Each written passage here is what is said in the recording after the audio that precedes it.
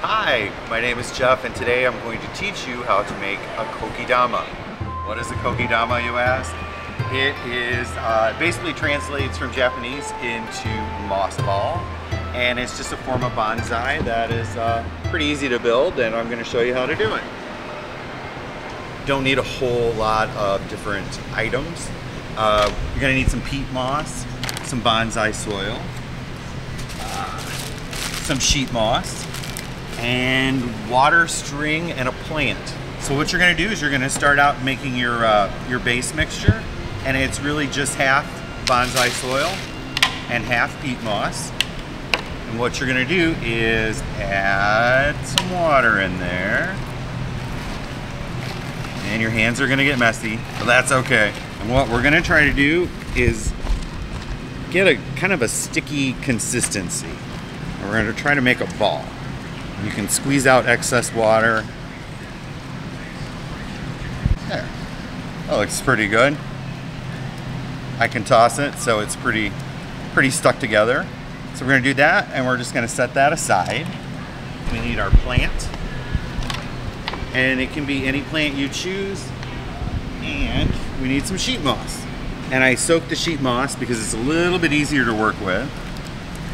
So go ahead and take your piece out. Squeeze out some of that moisture and just spread that out in your work area. Then you have your plant.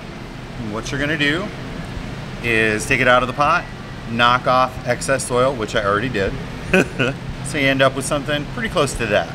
Then you're going to take your ball and you're going to try, yay, it worked, to break it in half.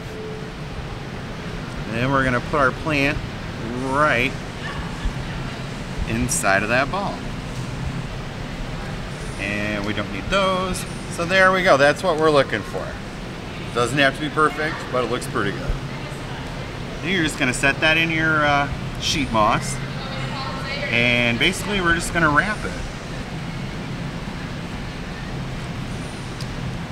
So this is what we're trying to accomplish.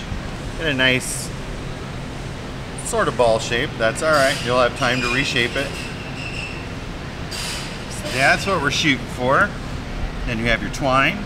You can use brown twine. You can get creative. You can get it blues, greens, reds, orange, yellow, whatever you want. And what you do is we're just gonna go, and we're just gonna wrap around and around. And when you're wrapping it, you can get fancy. You could get basic. You know, whatever style you like. You could use fish line so you wouldn't see any string at all. Just depends on the look you're going for. You're just basically putting the twine on there to keep everything together. Then once you're happy with what you've wrapped, you're just going to tie it off, and we'll trim it. And sometimes I'll go through and just give it a little haircut. So that's what you're shooting for. And then at this point, you have two options. You can stop, and it could be something that you display on, say, just a saucer or a decorative plate, and that can sit there like that. Or we can put a hang string on it, and you could hang it from a little stand. You could hang it, you know, off somewhere in your home. You just don't want to hang it in a window because it's not going to like a whole lot of direct sunlight. And so to take care of them, you can mist it daily if you'd like, just to keep it moist. I have found the best way to water them is just take your ball, just submerge it in water, let it sit for about 3 minutes. So just let it soak, and then just let it sit somewhere. Like if you fill up the sink with water, just let the water out of the sink and just let it sit in there for a while so all that moisture gets out of there, it stops dripping. So you don't want to ruin any surfaces in your home. You can put it in a north-facing window, or keep it about 2 to 3 feet away from any of the other windows. Keep it away from drafts from the air conditioner or heat in your home. You can clip off any dead leaves. About 1.5 years, it'll stay in that size. And then at that point, you could just unwrap it and make a bigger ball, or you could just take the whole thing, plop it into a pot, and it becomes a house plant. So that's how I make kokedama here at the nursery, and I don't have an exit. it.